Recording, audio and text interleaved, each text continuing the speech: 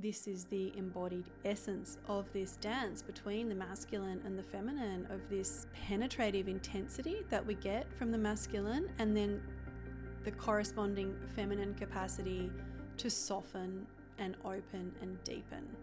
Like, the two go hand in hand. And if we're wounded in our relationship with the masculine, we're not able to open. Like, we might have access to some layers, but we can't go all the way because we don't trust enough to allow him to crack us all the way wide open, like right to the depths of our soul. When we can heal those wounded relationships and access those deeper layers of opening and surrender, an incredibly beautiful alchemy can take place. I'm Madeline Eliza. Join me to explore female power, embodied leadership, sensuality and spirituality as we weave together ancient and modern, the scientific and the mythic, the erotic and the divine. Hi everyone. Today we're going to be talking about the gifts of the masculine. And this is really my love letter to men and to the masculine in each of us. And it's part of an evolving constellation of thoughts and ideas that I've been sharing, really unpacking the nuance in this conversation about reclaiming the feminine and female power. I think sometimes the conversation can be very reductive. And so I'm interested in shining a light on the places that can hide in this conversation. And the main places that I see that we're hiding are, we kind of downplay the shadowy aspects of the feminine. And in this conversation about reclamation of the feminine and feminine rising, it's like feminine is good, masculine is bad. It's very simplistic. And then we overemphasize the shadow aspects of the masculine. We talk about toxic masculinity. We talk about dismantling patriarchy, which I completely agree needs to happen. But we just need to be really careful how we think about masculinity and femininity, because the conversation is often reduced down to like soundbite level, and we're losing the color and the texture and the complexity. Because the truth is, as I've shared in previous episodes, both masculine and feminine energies have healthy expressions and distorted expressions. I've got a training on my website that goes into more detail on polarity called the De-Armored Leader, that includes a little worksheet outlining some of these healthy and distorted traits of the masculine and feminine. If you want a reference point, you can access that at madeleineeliza.com/leader. I'm not going to go into too much detail today because I have touched on it in other episodes, but there was a recent episode called The Hollow Queen, which is really looking at the distorted feminine, which is what often hides when we talk about how wonderful the feminine is and how we need to reclaim it in ourselves and in our lives. And today I want to look at the other kind of hidden aspect, which is the healthy traits of the masculine, the divine masculine, the power of the masculine, and why we each need to cultivate healthy masculine in ourselves, and what I want to acknowledge in the beautiful men who walk this planet beside us, who are often getting swept up in this conversation about toxic masculinity. When we dismantle the patriarchy, we don't need to dismantle men. Men are not the problem, right? The system is the problem. So I'm going to be a little bit pedantic today and split some hairs, really separating out the idea of patriarchy from the idea of masculinity, because they are not the same thing. And I think we need to really remind ourselves of this. I want to start by acknowledging the wounding that many or most women have experienced at the hands of men, at the inequality that women have experienced within patriarchy, whether that's through lack of access to opportunities, gender pay gap, gendered violence, whatever that looks like in your world. I just want to acknowledge the pain that many of us have suffered at the hands of men in our lives. I don't want to dismiss that because it's important. And when we talk about, I've been talking about victimhood a lot, and I want to make sure that I'm clear that gendered violence, rape, domestic violence, all of these things, I don't for a second think that we should blame the victim. When we talk about reclaiming your power and not hanging out in a space of victimhood, it doesn't mean that we're dismissing the pain that's been done to us. We need to process our pain, right? So I just wanted to start this episode by acknowledging if you felt wounded by patriarchy and by men, you're not alone. And we can have that history of wounding and pain and also acknowledge that masculinity has many beautiful qualities and incredible gifts that we as women aren't necessarily able to bring forth by ourselves. If we only cultivate our own inner feminine and ignore our inner masculine, then we're unbalanced. Like, we need both. And I want to today shine a light on healthy masculinity and divine masculinity and the beautiful gifts that it brings to us, whilst not diminishing any pain that you might have experienced at the hands of men in your life. So, without going into too much detail around the origins of patriarchy, we know that patriarchy upholds a version of toxic masculinity. It doesn't just give men the power and take the power away from women. It's actually upholding a toxic version of masculinity where qualities like domination, control, power over, not power with, it's about power over, competitiveness, this kind of ruthlessness. These are all traits of the toxic masculine or the distorted masculine. I prefer to use that term. I think toxic masculine is a bit overused and a bit reductive. But patriarchy is not masculinity. And patriarchy has wounded women, for sure. We all know all about that. We've all experienced that in our own lives. I also have been wounded by men in my life, by the way. I'm not coming to this as someone who's in a bubble just thinking that everything's wonderful and shiny and we should all just stop complaining. No, I have experienced my share of wounding as well, but I don't think it serves us to sit in victimhood and to point the finger at men as if they're the problem, because they're not. The system is the problem, and we can actually dismantle it together. Women have been wounded by patriarchy in all of the ways that we're familiar with, and more so than men, but men have also been wounded by patriarchy, because patriarchy teaches men that they should adhere to this distorted version of masculinity that asks them to completely shrink their emotional experience down, to not express themselves in a healthy way at all, to not be vulnerable, to not ask for help, to be very individualistic, and it doesn't serve men either. So there's quite a lot of research into mental health challenges and the differences between men and women. And we know that women are more likely to experience anxiety and depression, or they're more likely to be diagnosed with anxiety and depression. Women are more likely than men to seek therapy and to seek mental health support. But men are 3 times more likely than women to commit suicide, 3 times more likely to engage in substance use disorders, particularly with drugs and alcohol. Men are more likely to be the victims of violent crime. 1.5 times more men than women experience violent crime, which I think is important to point out when there's so much conversation around violence against women, which is like, we need to have that conversation 100%. But let's not pretend that men are not suffering as well, because this system isn't serving anybody, actually. It's not like men are all having a great time because we're in this patriarchy and women are all oppressed. Some men who really embody that distorted masculine are benefiting from it, but a lot of men are suffering too.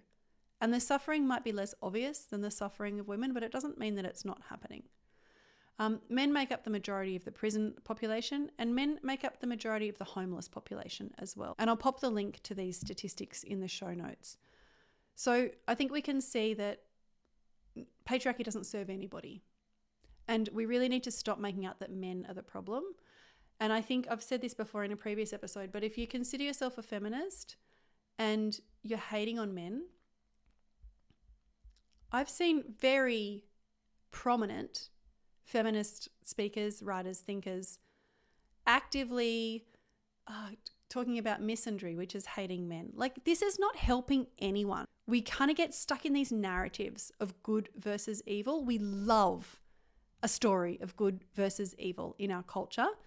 And there's this really great book called The Patriarchs by Angela Saini, where she kind of dismantles this idea. There's this idea that came to prominence in the 70s and 80s, and one of the key writers behind it was an anthropologist called Maria Gimbutas.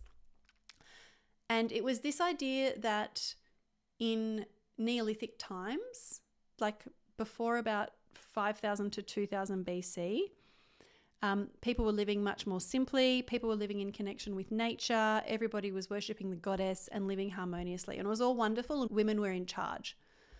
And then these kind of marauding barbarian tribes came down from Northeast Europe and Asia and took over.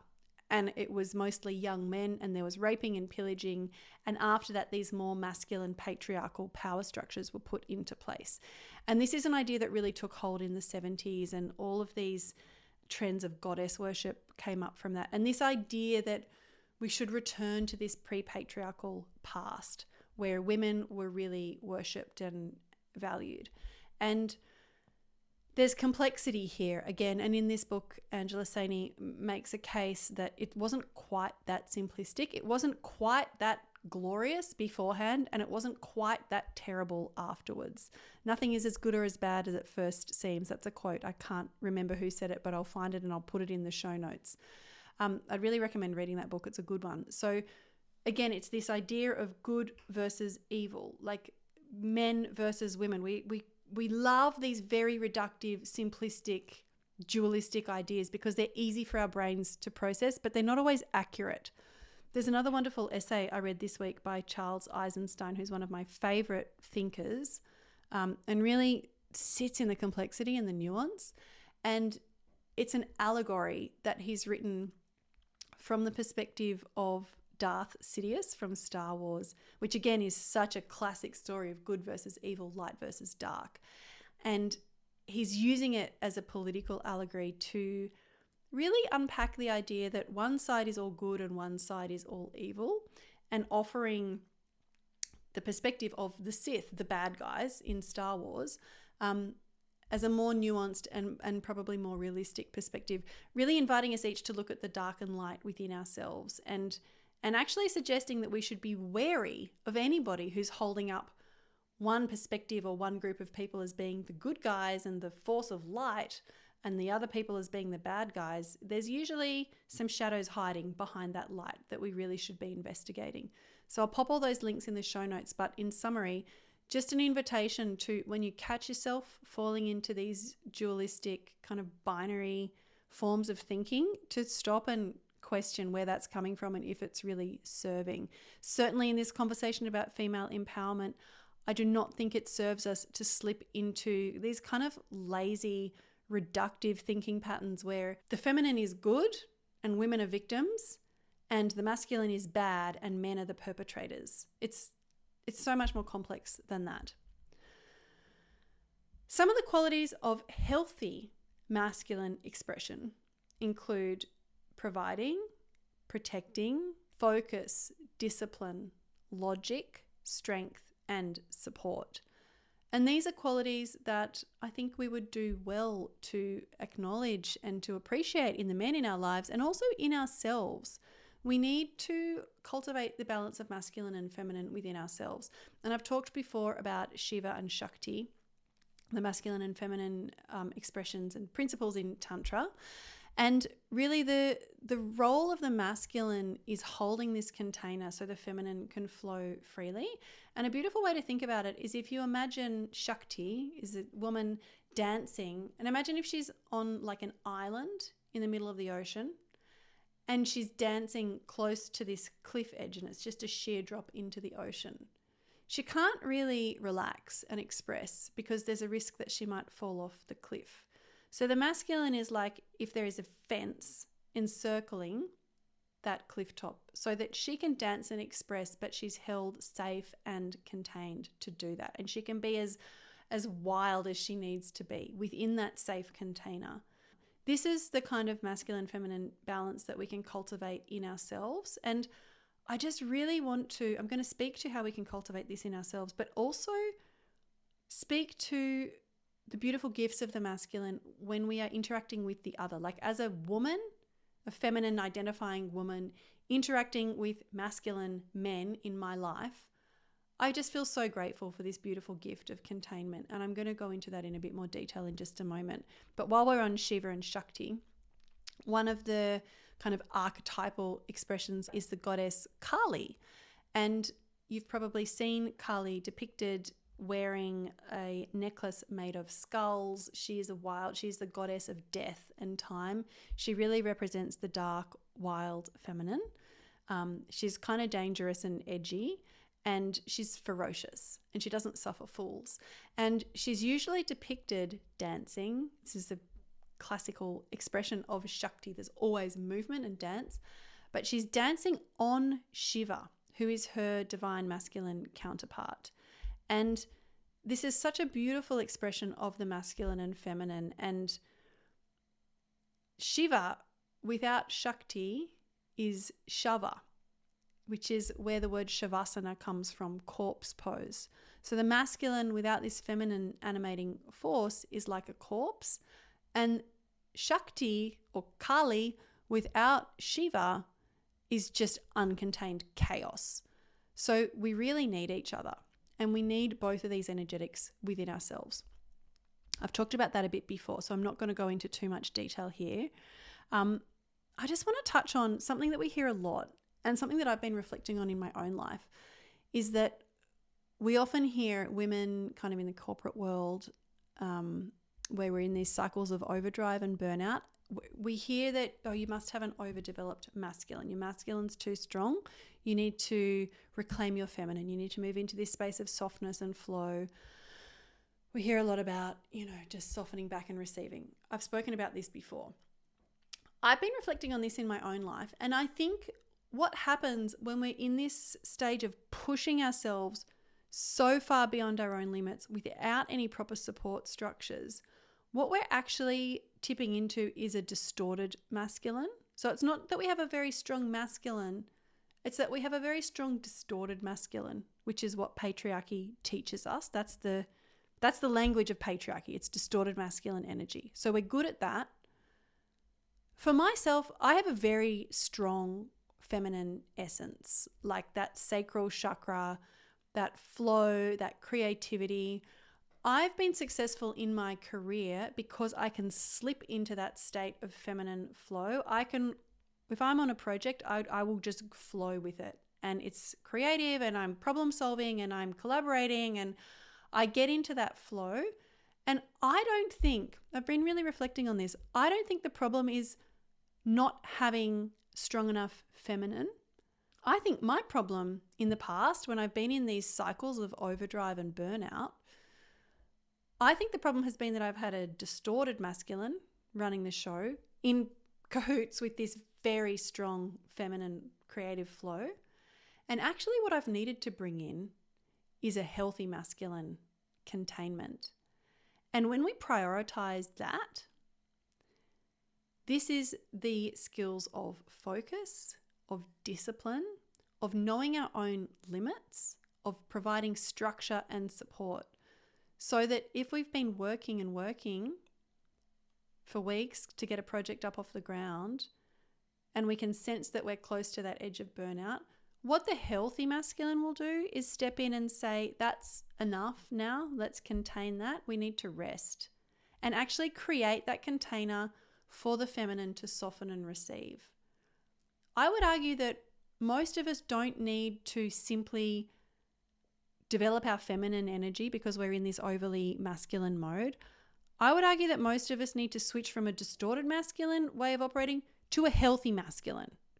And once we do that, we then create the safety for our feminine to flow and express. And not just to be in this creative life force flow, but also to experience those moments of softness and rest that we also need as feminine beings too. So just a little perspective shift there that I wanted to offer as we talk about really honoring the masculine in ourselves and really drawing the distinction between the distorted masculine and the healthy masculine. The other thing that I wanted to talk about in this episode is honoring the role that men can play in our lives.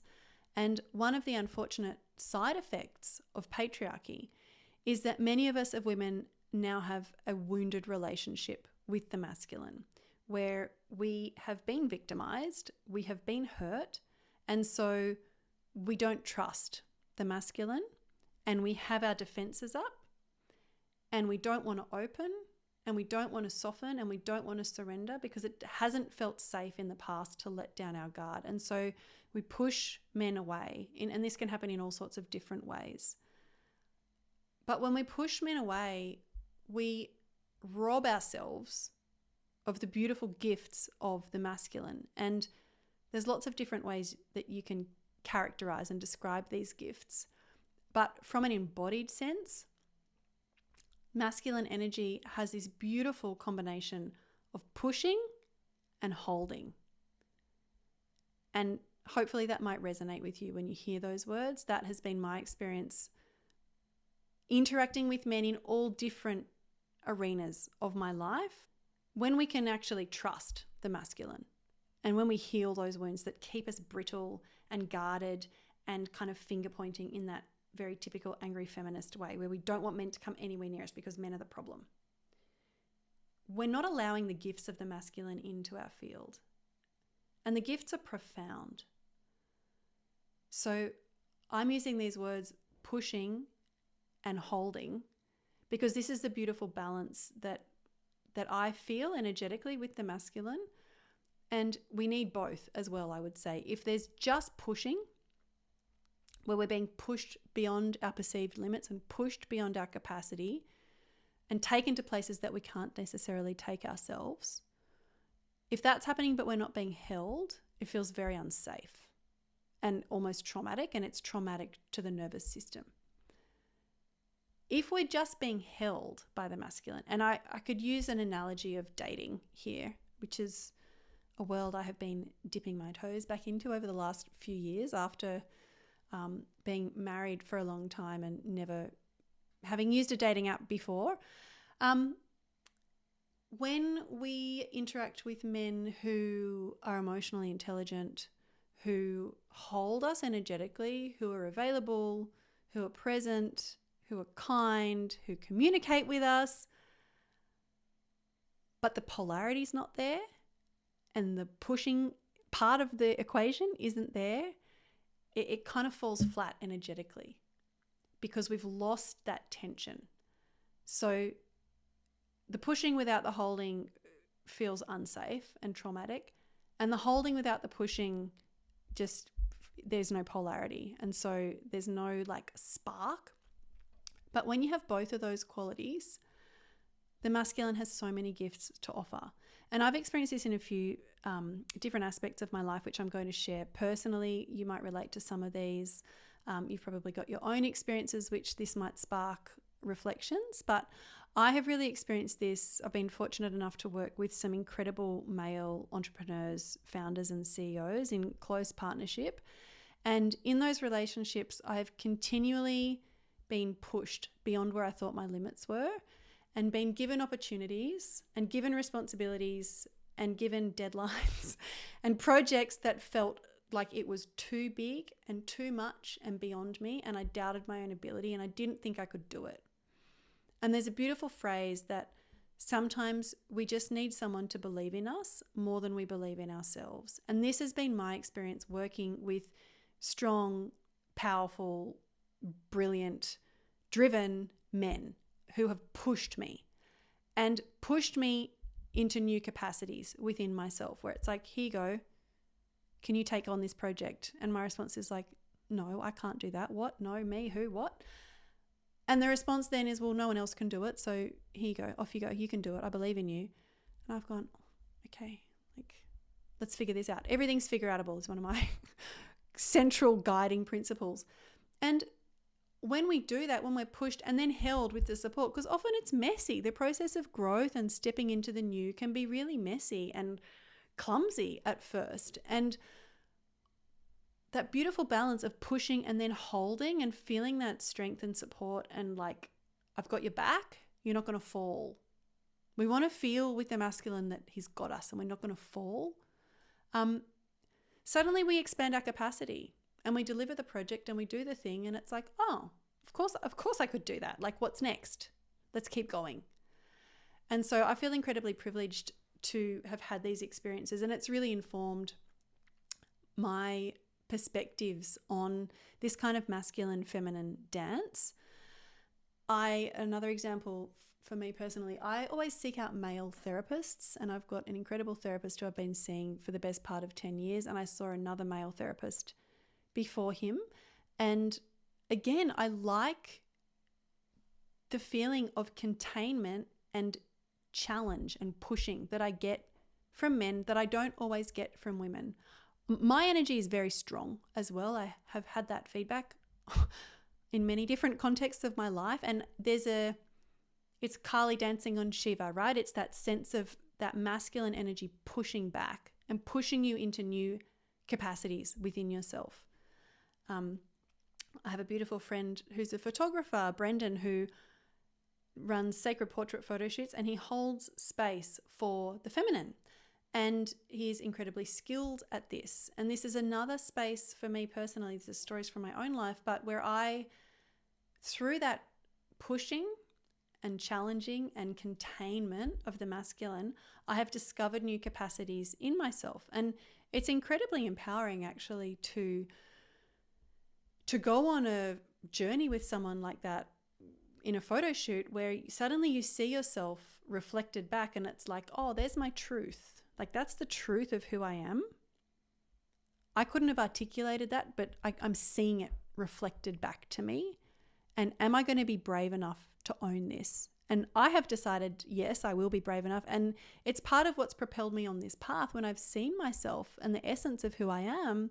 It's like, why am I hiding this? I need to own it. It's so powerful and so beautiful. So I'm very grateful to these male relationships that I've had in my life that have given me so much space to grow. So there are many examples of where we can interact with the masculine and experience this very beautiful energetic dance.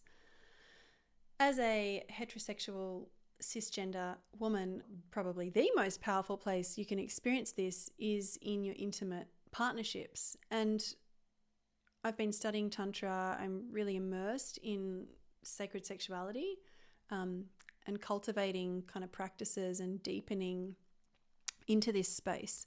I want to talk about that here as well, because I think this is the embodied essence of this dance between the masculine and the feminine, of this kind of penetrative intensity that we get from the masculine, and then the corresponding feminine capacity to soften and open and deepen. Like the two go hand in hand. And if we're wounded in our relationship with the masculine, we're not able to open. Like we might have access to some layers, but we can't go all the way because we don't trust enough. We don't have a strong enough sense of safety in our own bodies. And we certainly don't have a strong enough sense of safety with the masculine to allow him to crack us all the way wide open, like right to the depths of our soul.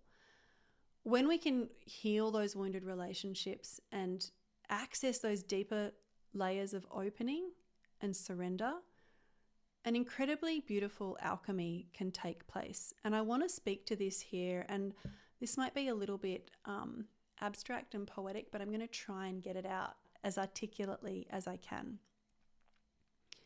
And this is deeply personal as well, but it's also universal. And this is my love letter to the men I love and have loved, you know who you are, and to men in general who are showing up, doing the work, and loving their women wide open. Like, it's such a beautiful dance. And if we sit in this brittle, angry feminist space of hating on men, we rob ourselves of this, and it's a fucking tragedy. So this dance of pushing and holding is nowhere more embodied than in intimacy with our partners.